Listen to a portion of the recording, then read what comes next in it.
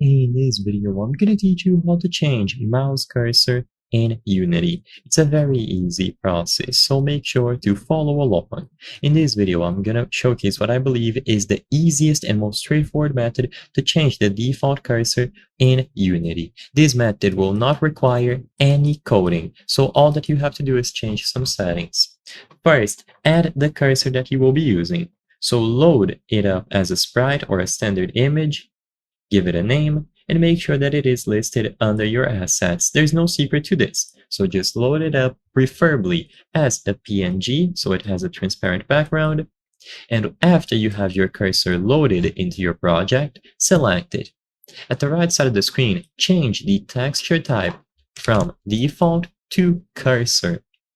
By doing this, it is going to act as a cursor once we set it up as the default one later.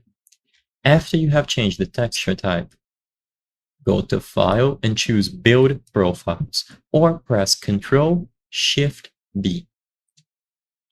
Inside of this menu, go to Player Settings at the top after you choose your platform at the left, and inside of Player Settings, you will find Default Cursor. In here, choose Select. This will allow you to choose from all of your assets, and one of the assets should be the cursor that you loaded and set up as a cursor type texture. So now just choose it from the list of assets available. Once you have selected this specific cursor, it is going to be used for your project. You can change the cursor hotspot, so you will see the coordinates X and Y.